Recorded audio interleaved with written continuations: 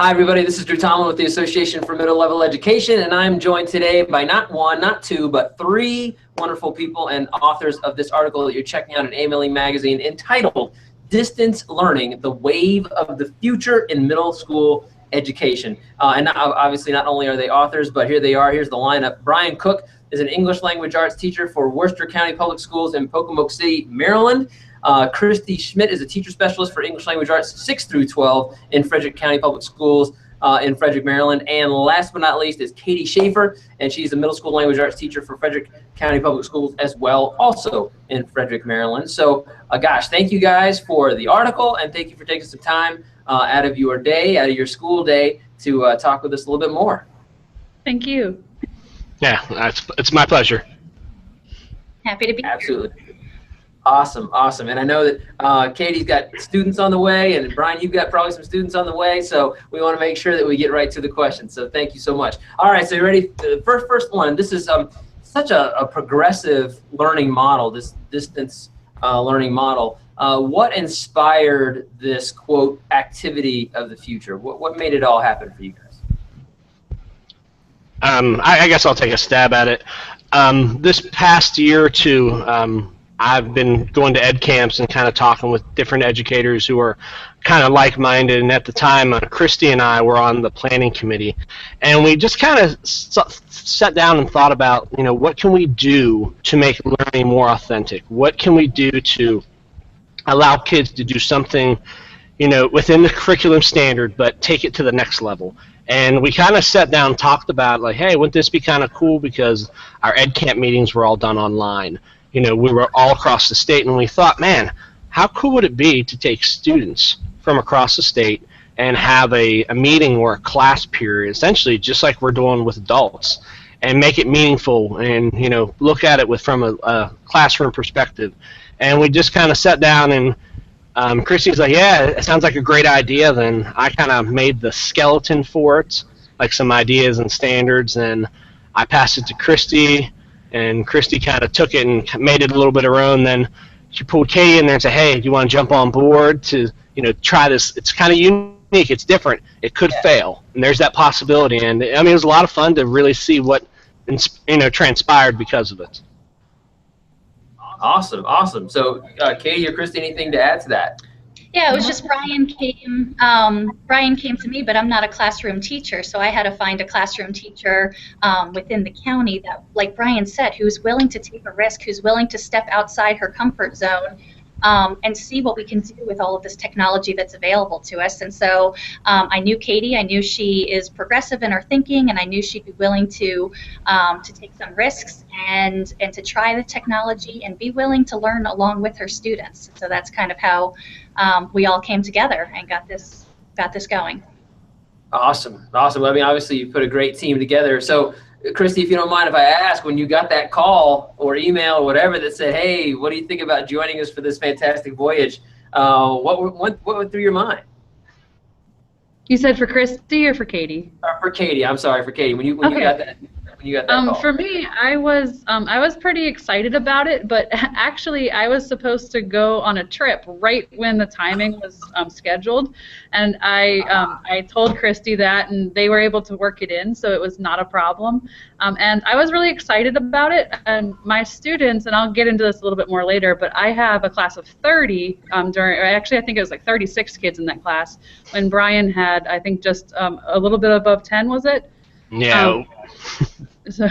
So what we, like, one of my most exciting things was trying to figure out which students would be able to be involved, and working with Christy to identify the kids who would be best for the project, and just seeing their excitement and being able to be working with our specialists for the county. They were very excited about it, so I was completely on board. That's amazing, and as everyone here has said, that it's a journey, and I think, Brian, you said that it could fail, right? And so not only is it a progressive learning model, but it's a model of the power of taking risks and how students can benefit when we take those instructional lists. So just, you know, bravo to you. It's amazing. One of the things that you mentioned in terms of making a successful model is that each instructor involved modeled things like digital citizenship and speaking and listening standards through the distance learning.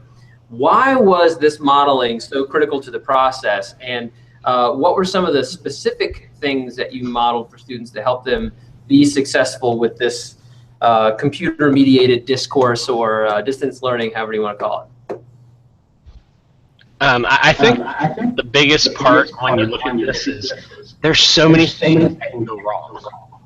When you're adding kids and technology and you're giving them the opportunity to essentially one-on-one chat from a long distance, I mean, there's so many possibilities. What if this happens? Well, oh, you know, this could be turned bad. And, you know, there's a lot of stories out there that really support that, hey, you know, kids are not mature enough and they're not capable of this. And I think one of the biggest things we thought was that technology is not going away. If you harness the power of it, you can do amazing things with kids, and kids will amaze you with what they can do.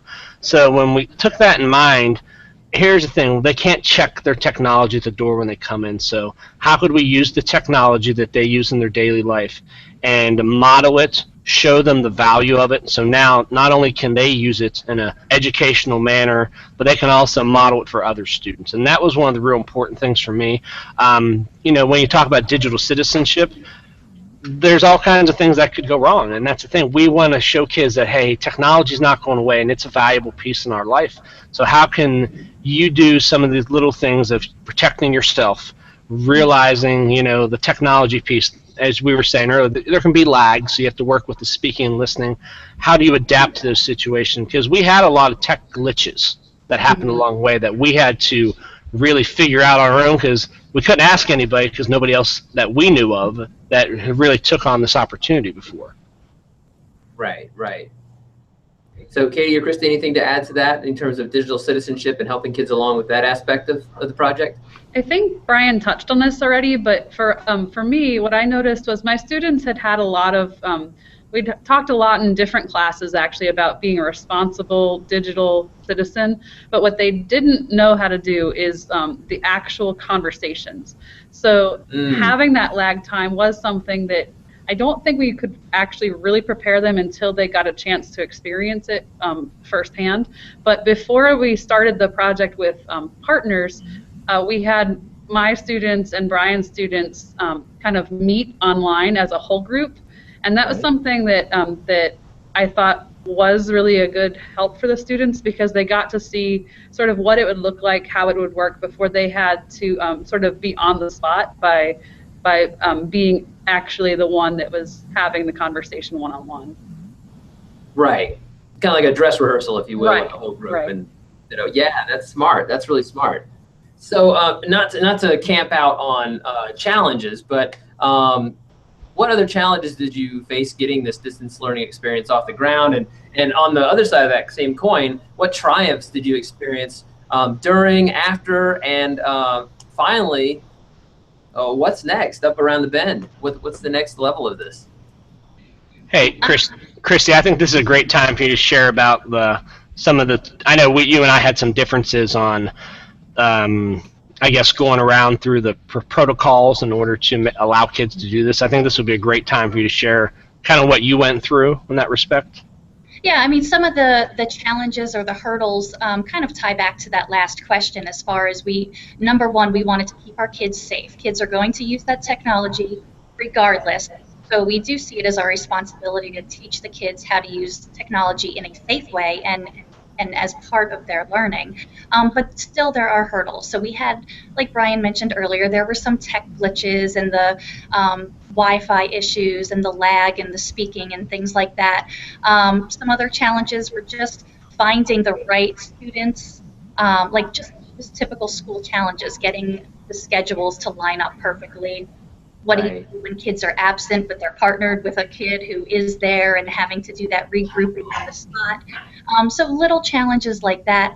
And then the bigger challenges, like we did make sure that we communicated a lot with our district curriculum specialists and leaders and parents, just to make sure that everybody was on board and knew what was happening. We were very transparent about what we were doing, how we were doing it, what safety precautions we were taking to make sure the students were safe. We taught the students what information is and is not okay to share online. We taught them when it is and is not okay to even be online. So we really took a lot of care to make sure that we covered all of our bases so that everybody was on board, from the district leaders to parents to students. And as a result, I mean, while there were hurdles, there were challenges, it was successful. By the end, I've never seen kids so engaged or working so hard with someone they didn't even know. They were really trying to do their best work because they didn't know their partner, and they just kind of sensed that they were trying to impress their partner. They didn't want to let their partner down. Engagement skyrocketed, and they were learning their 21st century skills too. They were learning to collaborate. They were learning the speaking and the listening. They were learning to problem solve. So overall, even though there were all of those hurdles and challenges and bases to cover up front, hugely successful at the end. Go to that. Yeah. So, you know, Katie and Brian, anything that you saw like in your students, and that maybe you're still seeing residual benefits from being involved in distance learning? I think one of the biggest triumphs that I saw in this project was students who I considered were pretty good students had to really go above and beyond because they didn't know what was on the other side. A lot of times in schooling, you come up with the same group for 4 and 5, 6 years, so you know the ability level. You really don't know the ability level across the table, and that really forced students to go that extra distance. They were much more meticulous on their word choice, how they spoke to one another. One of the things that's kind of a personal thing that I really wanted, and it was one of the great triumphs, is, you know, well, nowadays we have a lot of kids that are creators online. They can create Facebook posts, Twitter posts. You know, this group here really learned that idea of becoming a responsible creator, because they were working, you know, as they're having the conversation. We had a Google document going side by side with them looking at their partner and the document with kind of like guiding questions by us, as well as the formative and summative assessments that we were expecting them to do. And as they were doing that, we kind of stepped back from the role of the lecturer, and we kind of became more of a facilitator, where I'm walking around the room and I'm with a laptop kind of going through all the Google Docs, making comments to kids, you know, telling them, hey, I love what you're doing here, great word choice, as well as, hey, tell me a little bit more about this idea. And I think the triumph of seeing them, you know, go that extra distance, realizing that they wanted to impress not just me, that there was a teacher on the other side. And I think it's fair for both of us, and when I say both of us, Katie and I's classrooms, to say, man, we had a lot of people watching us. We had a lot of district personnel. We had people that would walk by. I know in my building, like, people who'd like poke their head and like, what is going on? Because they would see like, you know, kids on computers with other kids and like totally amazed, like, what's going on? And I think like it kind of sparked a little fire, like, hey, it's like anything else. Kids started talking, and once kids started talking, the next question was, in both of our classes, when am I next? When's my turn? Right. And I think that's the huge thing. Like, we sparked a part for learning, and I think, man, like, I still had kids come back to me. We just started. This is only my second day of school today, but I had kids who have been coming back, man, yeah, and they would tell their little brothers, sisters, we did that cool project when we got to talk to that other school, and like, kids have already asked me this year, hey, when do we get to try that? That's awesome. So you're building a culture and a climate that is, you know, kids are anticipating this wonderful, great opportunity, and probably indirectly increasing your attendance. You know, I mean, kids want to come to school because they don't want to disappoint their partner. They're excited about the opportunity.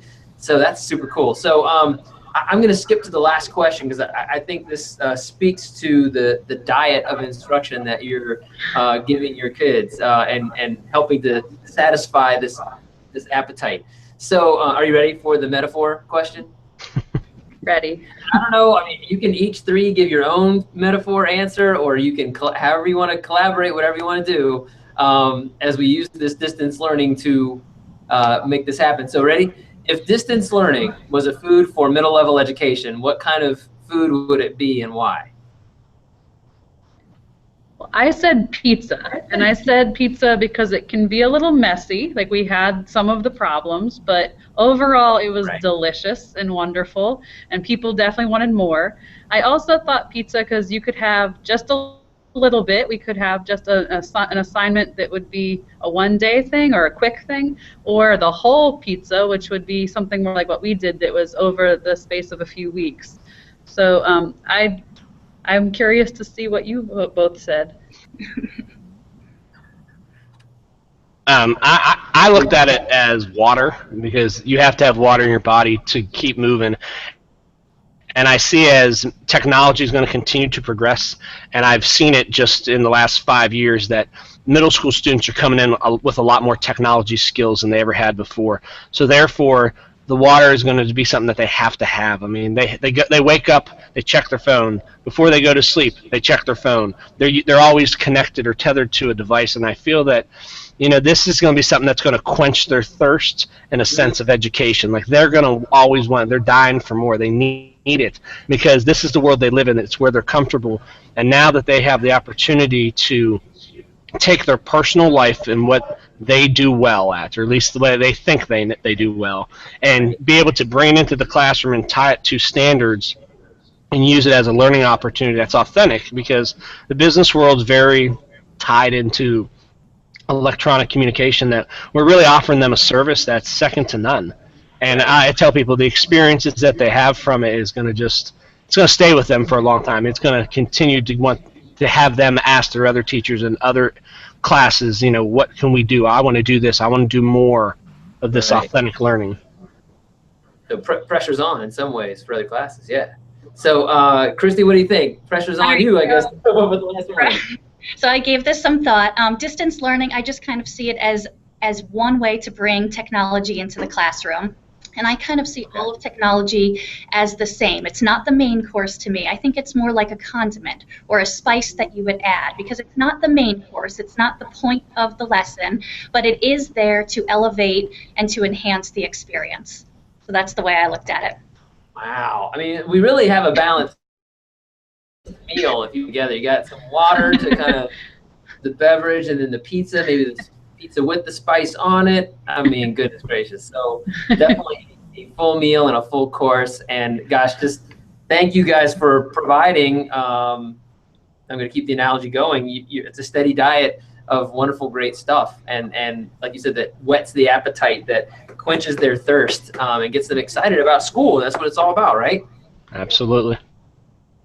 Excellent, excellent. Well, thank you guys for the article.